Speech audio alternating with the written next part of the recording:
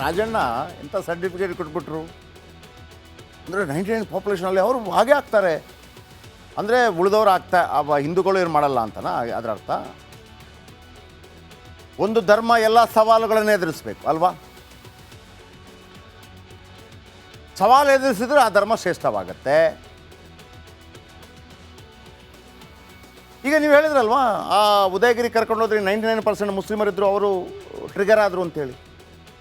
ಮೊನ್ನೆ ಕೆಲವು ನಿಮ್ಮದೇ ಪಕ್ಷದ ನಾಯಕರು ಹೇಳಿಕೆಯನ್ನು ಕೊಟ್ಟರಲ್ಲ, ಯಾರು ಟ್ರಿಗರ್ ಆಗಬೇಕಾಗಿತ್ತು?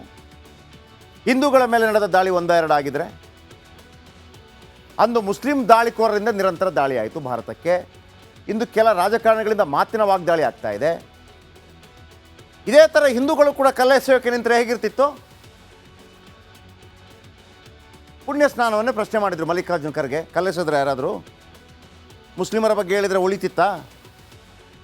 ಹಾಂ, ನೀವೇ ಒಂದು ಹೇಳಿಕೆ ಕೊಟ್ಟು ನೋಡೋಣ. ಕೆ ಎನ್ ರಾಜಣ್ಣ, ನಿಮ್ಮ ಮನೆ ಮೇಲೆ ಕಲ್ಲು ಬೀಳಲ್ವಾ? ಹೋದ ವಾರ ಖರ್ಗೆ ಮನೆಗೆ ಕಲ್ಲೆಟ್ಟು ಬೀಳಬೇಕಿತ್ತಾಗಿದ್ದರೆ ನಿಮ್ಮ ಹೇಳಿಕೆ ಪ್ರಕಾರ? ಅಥವಾ ಮುಸ್ಲಿಮರಂದರೆ ಭಯನ ನಿಮಗೆ? ಮುಸ್ಲಿಮರು ಅಂತಲ್ಲ ರೀ, ಕಾನೂನು ವಿರೋಧಿಸುವ ಯಾರ್ದು ಭಯ ಯಾಕೆ ನಿಮಗೆ? ನಾನು ಕ್ರೈಸ್ತ ಅನ್ನೋ ಉದಯನಿಧಿ ಸ್ಟಾಲಿನ್ ಹಿಂದೂ ಧರ್ಮದ ಬಗ್ಗೆ ಮಾತಾಡೋಕ್ಕೆ ಯಾರವ? ಉದಯನಿಧಿ ಸ್ಟಾಲಿನ್ ನೀನು ಕ್ರೈಸ್ತ ಧರ್ಮೀಯ ಆದರೆ ಹಿಂದೂ ಧರ್ಮದ ಬಗ್ಗೆ ಮಾತಾಡೋಕ್ಕೆ ನೀನು ಯಾವನಯ್ಯ?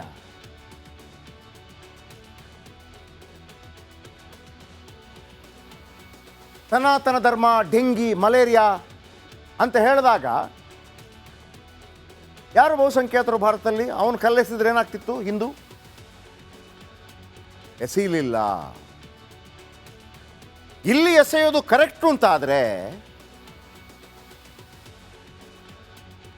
ಉದಯನಿಧಿಗೂ ಎಸೆಯಬೇಕಿತ್ತಲ್ಲ. ಉದಯನಿಧಿ ಬಳಿಕ ರಾಜ ಇನ್ನೂ ಕೆಟ್ಟದಾಗಿ ಬೈದ್ರಲ್ಲ. ಹಿಂದೂ ಧರ್ಮದ ಬಗ್ಗೆ ಬೈಯೋದಕ್ಕೆ ಯಾರು ಅವರು? ನಿನಗಿಷ್ಟ ಇಲ್ವೋ ಮಾಡಬೇಡ, ಮತ್ತೊಬ್ಬ ಮಾಡಬೇಡ ಅಂತ ಹೇಳೋಕ್ಕೆ ನೀನು ಯಾರು? ಹಿಂದೂ ಧರ್ಮ ಅದೇನೋ ರೋಗಕ್ಕೆ ಹೋಲಿಸಿ ಹೇಳಿದ್ರಲ್ಲ, ಅವರ ಮನೆಗೆ ಕಲ್ಲು ಬಿಸಾಡಿದಿದ್ರೆ ಏನಾಗ್ತಿತ್ತು? ತಡ್ಕೊಳ್ಳೋ ಶಕ್ತಿ ಇತ್ತ? ಹಿಂದೂ ಧರ್ಮ ಇಡೀ ವಿಶ್ವಕ್ಕೆ ಅಪಾಯಕಾರಿ ಧರ್ಮ ಅಂತ ಹೇಳಿದಾಗ ನೀವೆಲ್ಲ ಮುಚ್ಕೊಂಡಿದ್ರಿ.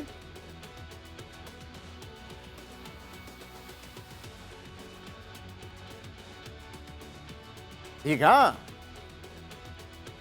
ಜೀಸಸ್ ಕ್ರೈಸ್ಟ್ ಕ್ರಿಸ್ತರ ಆರಾಧ್ಯ ದೈವ, ಮೊಹಮ್ಮದ್ ಪೈಗಂಬರರು, ಮುಸ್ಲಿಮರ ಪ್ರವಾದಿಗಳು, ಹಿಂದೂಗಳಿಗೆ ಅವರ ಬಗ್ಗೆ ಗೌರವ ಇಲ್ವಾ? ಖಂಡಿತವಾಗ್ಲೂ ಇದೆ. ಆದರೆ ಆ ಟೀಕೆಯನ್ನು ಯಾರು ಒಪ್ಲಿಕ್ಕೆ ರೆಡಿ ಇಲ್ಲ. ಆದರೆ ಹಿಂದೂಗಳ ಆರಾಧ್ಯ ದೈವ ಶ್ರೀರಾಮನನ್ನು ಯಾರು ಬೇಕಿದ್ರೂ ಟೀಕೆ ಮಾಡ್ಬೋದಾ? ಅದು ಯಾವ ದ್ವಂದ್ವ? ಯಾವ ದ್ವಂದ್ವ? ಹಿಂದೂಗಳಿಗೆ ಪ್ರಭು ಶ್ರೀರಾಮಚಂದ್ರ ಆರಾಧ್ಯ ದೈವ. ಎಷ್ಟು ಟೀಕೆಗಳಾಯಿತು?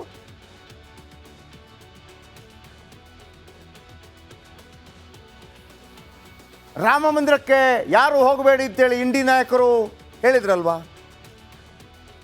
ನೀವ್ಯಾರು ಹಿಂದೂಗಳಿಗೆ ಆರ್ಡರ್ ಕೊಡೋದಕ್ಕೆ ಹೋಗಬೇಡಿ ಅಂತೇಳಿ? ನೀವ್ಯಾರು? ನೀವು ಹೋಗ್ತಿರೋ ಹೋಗೋದಿಲ್ಲೋ ಬೇರೆ ವಿಚಾರ. ಇದೇ ಮಲ್ಲಿಕಾರ್ಜುನ ಖರ್ಗೆ ಅವರು ಅಲ್ಲಿ ಬೌದ್ಧ ವಿಹಾರ ಸ್ಥಾಪನೆ ಮಾಡಿದ್ದೀರಲ್ಲ, ಅಲ್ಲಿಗೆ ನಾವು ಯಾರಾದರೂ ಹೋಗಬೇಡಿ ಅಂತ ಹೇಳೋಕ್ಕಾಗತ್ತಾ? ನಿಮ್ಮ ಇಷ್ಟ. ಅಯೋಧ್ಯೆ ರಾಮ ಮಂದಿರಕ್ಕೆ ಹೋಗಬೇಡಿ ಅಂತ ಹೇಳಿದ್ರಿ. ಹಿಂದೂಗಳು ಇಂಡಿ ಕೂಟಕ್ಕೆ ಓಟ್ ಹಾಕಬಾರ್ದಿತ್ತಾಗಿದ್ರೆ? ಈಗ ಹಿಂದೂಗಳು ಒಂದು ವೇಳೆ ನೀವು ಹಿಂಗೆ ಹೇಳಿದ್ರಿ ಕಲ್ಲೆಸಿತೀವಿ ಅಂತಂದ್ಬಿಟ್ಟು ಓಟ್ ಹಾಕದೇ ಇದ್ದಿದ್ರೆ ಕಾಂಗ್ರೆಸ್ಗೆ ಓಟ್ ಹಾಕಿದಾರಲ್ವ ಹಿಂದೂಗಳು? ಉದಾಹರಣೆ ಬೇಕಾ? ಹಿಂದೂಗಳು ಅಯೋಧ್ಯೆಯಲ್ಲಿ ರಾಮ ಮಂದಿರ ನಿರ್ಮಾಣ ಆಯಿತು, ಬಿ ಜೆ ಪಿ ಅದರ ನೇತೃತ್ವ ವಹಿಸಿತು. ಆದರೆ ಅಯೋಧ್ಯೆಯಲ್ಲಿ ಬಿ ಜೆ ಪಿಯನ್ನು ಸೋಲಿಸಿತು ಕೂಡ. ದೇವರು ಮತ್ತು ಅಭಿವೃದ್ಧಿಯನ್ನು ಯಾವ ರೀತಿ ಜನ ನೋಡ್ತಾರೆ ಅಂತ ಅರ್ಥ ಆಯ್ತಲ್ಲ, ಹಿಂದೂಗಳು ಯಾವ ರೀತಿ ನೋಡ್ತಾರೆ ಅಂತ. ಈಗಲೂ ಹೇಳೋದಿಷ್ಟೇ, ಕಾನೂನು ಕೈಗೆತ್ತಿಕೊಳ್ಬೇಡಿ, ಕಾನೂನಿನ ಮೊರೆ ಹೋಗಿ, ಕಲ್ಲೆಸೆಬೇಡಿ, ಕೋರ್ಟ್ನಲ್ಲಿ ನ್ಯಾಯ ಪಡೆಯಿರಿ. ಆದರೆ ಒಂದು, ಹೇಗೆ ಕ್ರಿಶ್ಚಿಯನ್ನರ ಪವಿತ್ರ ಗ್ರಂಥ ಅಥವಾ ಕ್ರಿಶ್ಚಿಯನ್ನರ ಆರಾಧ್ಯ ದೈವ, ಹೇಗೆ ಮುಸ್ಲಿಮರ ಪವಿತ್ರ ಗ್ರಂಥ, ಮುಸ್ಲಿಮರ ಆರಾಧ್ಯ ಪ್ರವಾದಿ, ಇದರ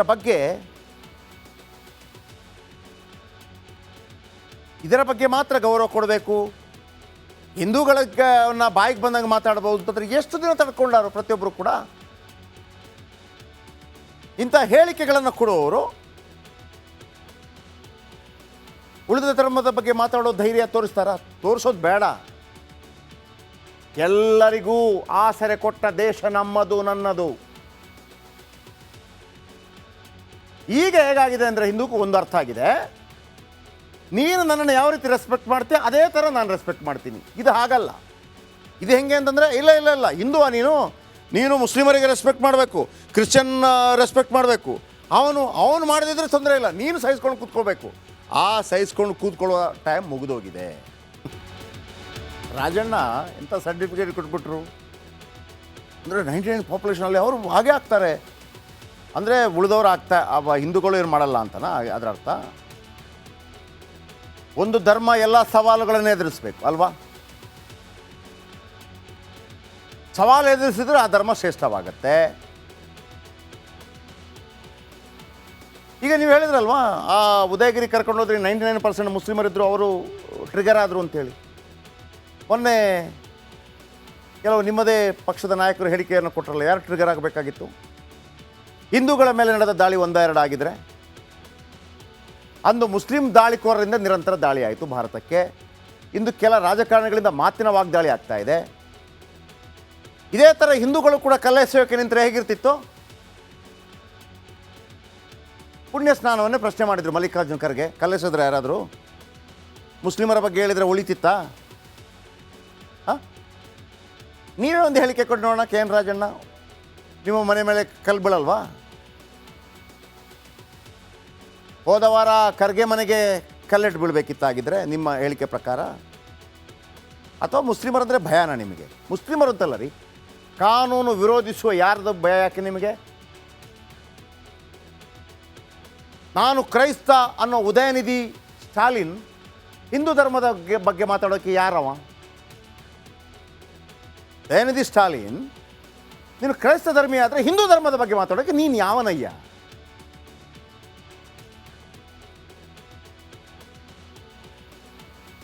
ಸನಾತನ ಧರ್ಮ ಡೆಂಗಿ ಮಲೇರಿಯಾ ಅಂತ ಹೇಳಿದಾಗ ಯಾರು ಬಹುಸಂಖ್ಯಾತರು ಭಾರತದಲ್ಲಿ? ಅವನು ಕಲ್ಲೆಸಿದ್ರೆ ಏನಾಗ್ತಿತ್ತು? ಹಿಂದೂ ಎಸೀಲಿಲ್ಲ. ಇಲ್ಲಿ ಎಸೆಯೋದು ಕರೆಕ್ಟು ಅಂತ ಆದರೆ ಉದಯನಿಧಿಗೂ ಎಸೆಯಬೇಕಿತ್ತಲ್ಲ. ಉದಯನಿಧಿ ಬಳಿಕ ರಾಜ ಇನ್ನೂ ಕೆಟ್ಟದಾಗಿ ಬೈದ್ರಲ್ಲ. ಹಿಂದೂ ಧರ್ಮದ ಬಗ್ಗೆ ಬೈಯೋದಕ್ಕೆ ಯಾರು ಅವರು? ನಿನಗಿಷ್ಟ ಇಲ್ವೋ ಮಾಡಬೇಡ, ಮತ್ತೊಬ್ಬ ಮಾಡಬೇಡ ಅಂತ ಹೇಳೋಕ್ಕೆ ನೀನು ಯಾರು? ಹಿಂದೂ ಧರ್ಮ ಅದೇನೋ ರೋಗಕ್ಕೆ ಹೋಲಿಸಿ ಹೇಳಿದ್ರಲ್ಲ, ಅವರ ಮನೆಗೆ ಕಲ್ಲು ಬಿಸಾಡಿದ್ದಿದ್ರೆ ಏನಾಗ್ತಿತ್ತು? ತಡ್ಕೊಳ್ಳೋ ಶಕ್ತಿ ಇತ್ತ? ಹಿಂದೂ ಧರ್ಮ ಇಡೀ ವಿಶ್ವಕ್ಕೆ ಅಪಾಯಕಾರಿ ಧರ್ಮ ಅಂತ ಹೇಳಿದಾಗ ನೀವೆಲ್ಲ ಮುಚ್ಕೊಂಡಿದ್ರಿ.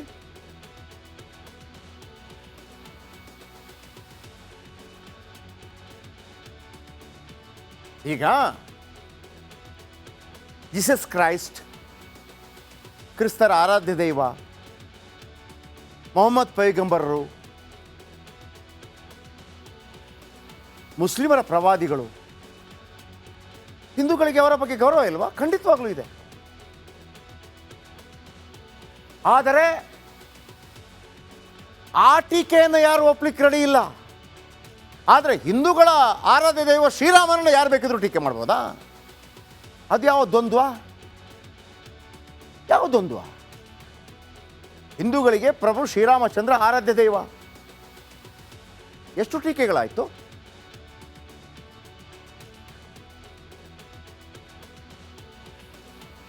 ರಾಮ ಮಂದಿರಕ್ಕೆ ಯಾರು ಹೋಗಬೇಡಿ ಅಂತೇಳಿ ಇಂಡಿ ನಾಯಕರು ಹೇಳಿದ್ರಲ್ವಾ? ನೀವ್ಯಾರು ಹಿಂದೂಗಳಿಗೆ ಆರ್ಡರ್ ಕೊಡೋದಕ್ಕೆ ಹೋಗಬೇಡಿ ಅಂತೇಳಿ? ನೀವ್ಯಾರು? ನೀವು ಹೋಗ್ತೀರೋ ಹೋಗೋದಿಲ್ಲೋ ಬೇರೆ ವಿಚಾರ. ಇದೇ ಮಲ್ಲಿಕಾರ್ಜುನ ಖರ್ಗೆ ಅವರು ಅಲ್ಲಿ ಬೌದ್ಧ ವಿಹಾರ ಸ್ಥಾಪನೆ ಮಾಡಿದಿರಲ್ಲ, ಅಲ್ಲಿಗೆ ನಾವು ಯಾರಾದರೂ ಹೋಗಬೇಡಿ ಅಂತ ಹೇಳೋಕ್ಕಾಗತ್ತಾ? ನಿಮ್ಮ ಇಷ್ಟ. ಅಯೋಧ್ಯೆ ರಾಮ ಮಂದಿರಕ್ಕೆ ಹೋಗಬೇಡಿ ಅಂತ ಹೇಳಿದ್ರಿ. ಹಿಂದೂಗಳು ಇಂಡಿ ಕೂಟಕ್ಕೆ ಓಟ್ ಹಾಕಬಾರ್ದಿತ್ತಾಗಿದ್ರೆ.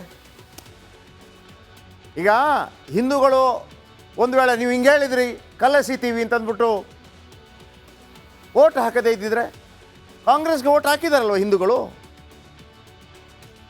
ಉದಾಹರಣೆ ಬೇಕಾ?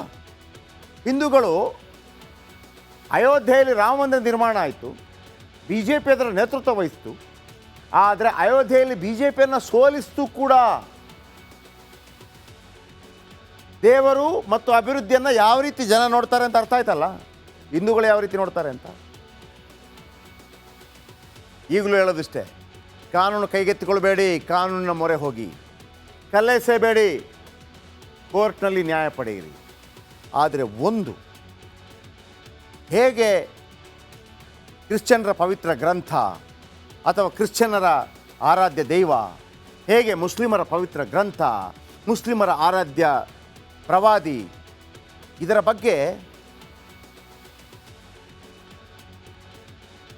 ಬಗ್ಗೆ ಮಾತ್ರ ಗೌರವ ಕೊಡಬೇಕು. ಹಿಂದೂಗಳನ್ನ ಬಾಯಿಗೆ ಬಂದಂಗೆ ಮಾತಾಡ್ಬೋದು ಅಂತಂದರೆ ಎಷ್ಟು ದಿನ ತಡ್ಕೊಂಡಾರು ಪ್ರತಿಯೊಬ್ಬರು ಕೂಡ. ಇಂಥ ಹೇಳಿಕೆಗಳನ್ನು ಕೊಡುವವರು ಉಳಿದ ಧರ್ಮದ ಬಗ್ಗೆ ಮಾತಾಡೋ ಧೈರ್ಯ ತೋರಿಸ್ತಾರ? ತೋರಿಸೋದು ಬೇಡ. ಎಲ್ಲರಿಗೂ ಆಸರೆ ಕೊಟ್ಟ ದೇಶ ನಮ್ಮದು, ನನ್ನದು. ಈಗ ಹೇಗಾಗಿದೆ ಅಂದರೆ ಹಿಂದೂಗೂ ಒಂದು ಅರ್ಥ ಆಗಿದೆ, ನೀನು ನನ್ನನ್ನು ಯಾವ ರೀತಿ ರೆಸ್ಪೆಕ್ಟ್ ಮಾಡ್ತೀಯ ಅದೇ ಥರ ನಾನು ರೆಸ್ಪೆಕ್ಟ್ ಮಾಡ್ತೀನಿ. ಇದು ಹಾಗಲ್ಲ. ಇದು ಹೆಂಗೆ ಅಂತಂದರೆ, ಇಲ್ಲ ಹಿಂದುವಾ ನೀನು ಮುಸ್ಲಿಮರಿಗೆ ರೆಸ್ಪೆಕ್ಟ್ ಮಾಡಬೇಕು, ಕ್ರಿಶ್ಚಿಯನ್ ರೆಸ್ಪೆಕ್ಟ್ ಮಾಡಬೇಕು. ಅವನು ಮಾಡದಿದ್ರೆ ತೊಂದರೆ ಇಲ್ಲ, ನೀನು ಸಹಿಸ್ಕೊಂಡು ಕೂತ್ಕೋಬೇಕು. ಆ ಸಹಿಸ್ಕೊಂಡು ಕೂತ್ಕೊಳ್ಳುವ ಟೈಮ್ ಮುಗಿದೋಗಿದೆ.